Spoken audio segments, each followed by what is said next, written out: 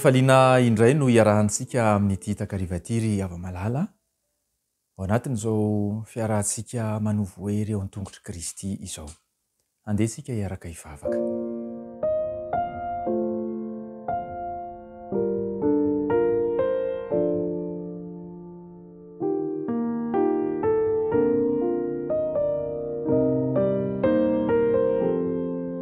Amin'ity ora sy fotoana ity Andriamanitro, raha miaino izao afatra izao zahay manaraka ity fandarana ity, dia ianao mahalala ny ady hatreny ity namana ity, ity mpanomponao ity, ity olona ity. Andriamanitro, miangavy anao aho mba hiteny aminay, hiteny aminy, amin'ny alalan'ny teninao, amin'ny alalan'ny fanahy masonao, amin'ny alalan'izao fandaharam-potoana izao, ka handraisany hery hoentiny miatrika ny fiainana, ny mety olana ngezabe eo amin'ny fiainany. Ary ianao Kristy ilay mahefa ny zavatra rehetra no hitalaonay sy angatahanay izao vavaka izao. Amen.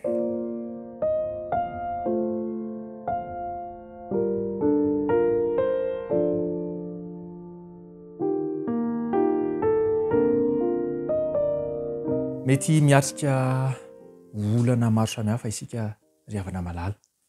Eo amin'ny fiainana dia lalovan'izany, na ireo izay atao hoe mivavaka na tsy, na ny kristianina na ny tsy kristianina, na iza dia lalovan'izany avokoa. Kanefa mahatsapa ve ianao fa mivavaka kanefa toa tsy ampy hery entina hiatrehina, kely hery entina miatrika ny olana izay mianjady eo amin'ny fiainanao? Tsaroanao angamba ny fiainan'ny Kristy tetỳ ambonin'ny tany, ary tsaroanao akaikikay kokoa raha hiteny aho hoe Kristy tao amin'ilay sahany Getsemane. Inoko fa tsaroanao zany. Andeha hibanjina ny Kristy. Tao anatin'io fotoana manokana io tsika amin'ity takariva ity, ary izany no entintsika ihany koa miatrika ny ankehitrinintsika. Tao an-tsahany Getsemane Kristy tamin'izay fotoana izay. Ary tao anatin'io fotoana mangidy izay niainany tao amin'ny sahany Getsemane io, dia izao no fitarainana ny laoka avy eo amin'ny vavany. Manao hoe ao amin'ny Matthieu 4:27, dia hoy izy taminy: fadiran'ovana loatra ny fanahiko toy ny efa ho faty, mitoery eto ka miaritory amiko. Izany no teny nataon'i Kristy tamin'ireo mpianany telo mirahalahy izay nantsony. Tonga mantsy ny fotoana ankehitriny izay hiatrehiny ny hazo fijaliana.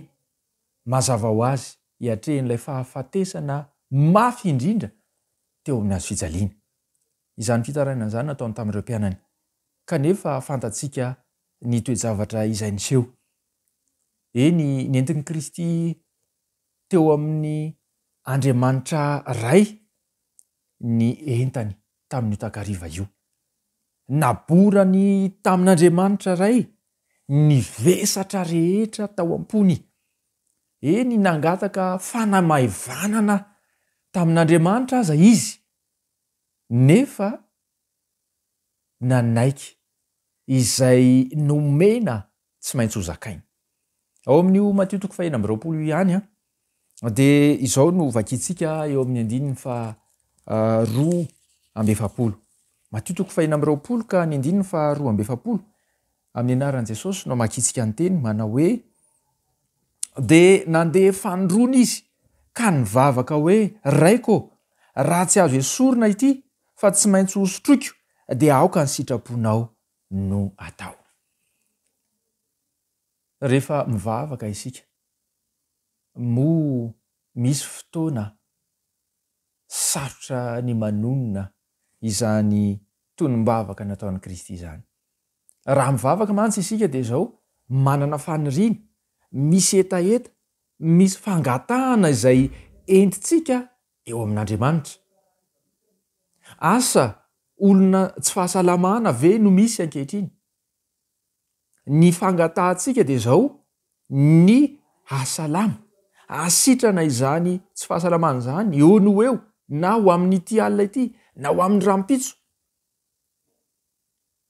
Ary rehefa miasarotra ny toe-javatra dia sarotra amintsika indraindray ny mangataka ity fivavaka nataon'i Kristy ity, hoe ny sitraka ao anie no atao fa tsy ny ahy. Noho rehefa tsy sahintsika ny mangataka tahaka izay nataon'i Kristy, ny zavatra tsapa ary havana dia zao: zary tsy manana hery entina miatrika ny toe-javatra rehetra isika. Toa mitady hiantsampy amina vahaolana, ohatra ny te hitady olona na fomba hafa ankoatra ny fivavahana isika entina mahana izay zavatra eo anoloantsika. Revana malala, ny ohatra Kristy dia zao averina indray, nentiny teo amin'ny ray ny entany mavesatra ao anatiny. Ny fahotan'izao tontolo izao no vesatra ny tambaby tao am-pony, ary izany dia naborany teo amin'Andriamanitra ray avokoa. Nangataka izy mba ho amaivanina, raha sitraka ao dia esory amiko ity kapoaka ity. Kanefa teo am-piafaran'ny vavaka izay nataon'i Kristy, intelo izy no nanao izany vavaka izany. Dia ny faranany mandrakariva manao hoe: nefa aoka ny sitrapoko, aoka tsy ny sitrapoko anie no atao fa ny anao. Revana malala, raha mitondra ny enta mavesatrsika eo amin'Andriamanitra isika, vonona ny hitondra an'izany izy, vonona ny haino antsika izy. Fa izao ekeo ny andray koa, inona moa le raisintsika avy amin'Andriamanitra? Dia ilay sitrapon'Andriamanitra raiso ary ekeo eo amin'ny fiainantsika. Inona ny vokatra nateraka izany fivavaka Kristy izany? Ny vokany dia zao: nahazo hery hiatrehiny ny fahafatesana mahatsiravina izay tsy maintsy hiaretana izy. Eo amin'ny 9:40 amin'io Matio 9:20 io dia hoy ny teny amin'ny anaran'i Jesosy. Izao ny teny nataony tamin'ny mpianany: mitsangana andeha isika, indro efa akaiky ilay mamadika ahy. Tsy teny mpitarainana intsony, tsy teny naorooro sy tahotra intsony, tsy ilay hoe fadiranovana intsony no fahenona ny teny izay nataon'i Kristy teto, fa efa zary pampahery ny mpianany indray izy ankehitriny. Mitsangana andeha isika, indro efa akaiky ilay mamadika ahy. Raha ny marina mantsy ry havana malala, isika dia avelan'Andriamanitra mandalo amina fitsapana sy olana mba hahatonga antsika afaka ho pampahery kosa rehefa avy eo. Ny vokatry ny fangatahan'i Kristy mba hatanterahany sitrapon'Andriamanitra ray teo amin'ny fiainany dia zary nanamboatra sy nanomana azy ho vonona hampahery ny hafa. Raha mangataka fanampiana Kristy teo am-piandohana, ankehitriny izy dia izy no mampahery reto mpianany ireto. Ry havana malala,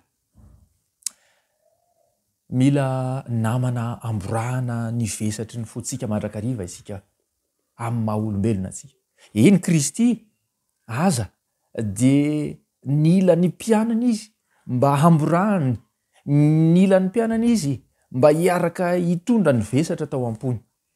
Kanefa hitantsika tsara raha mamaky an'io tantara io isika fa tsy naharitra ny ara-ny vavaka tamin'i Kristy na dia ora iray monja aza ireo mpianana izy eo, ka nahatonga azy ny teny nanao tahaka an'izany, nanao hoe: hay, tsy mahazaka ny miara-miaritory amiko na dia ora iray ihany aza ianareo. Ry hava-malala, tsy misy olombelona afaka tena hiaino antsika ary azontsika hianteherana afa-tsy ilay Jesosy Kristy izay nizaka ny mafy indrindra teo amin'ny fiainany. Eny, tsy azo anteherana ny olombelona mora resy, tsy manam-paharetany.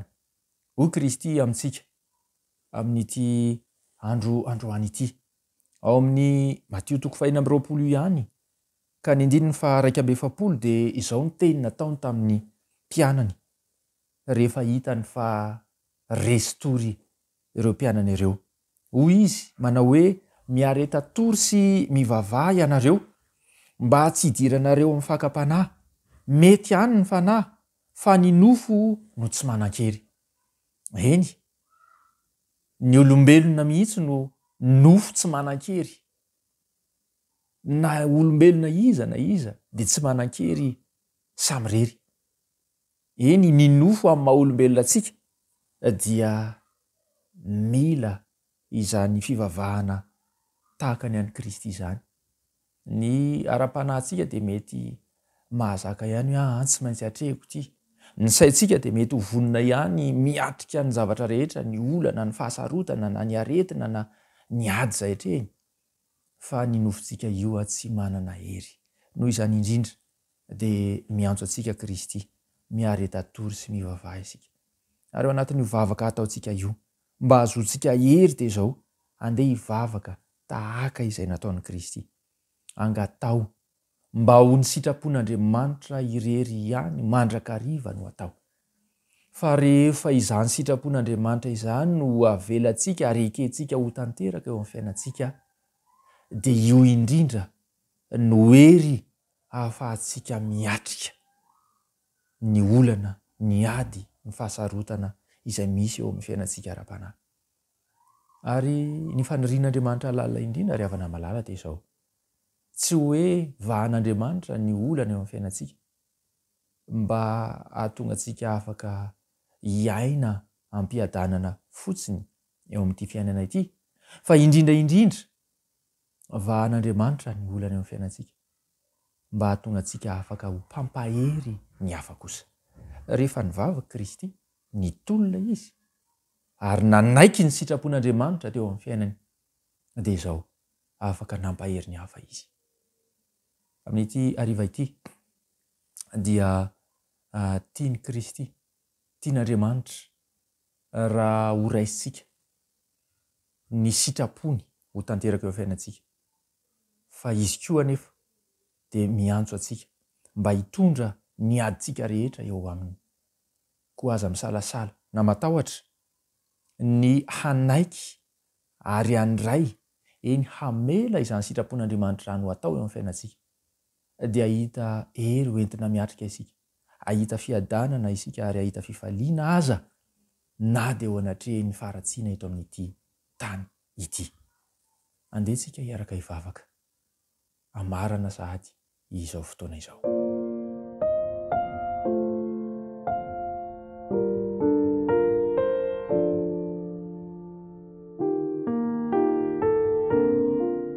Ry Jesosy Kristy, Tompo sy Andriamanitra io, misaotra anao zahay fa nasehoanao anay ny ohatra faratampony atao hoe fivavahana.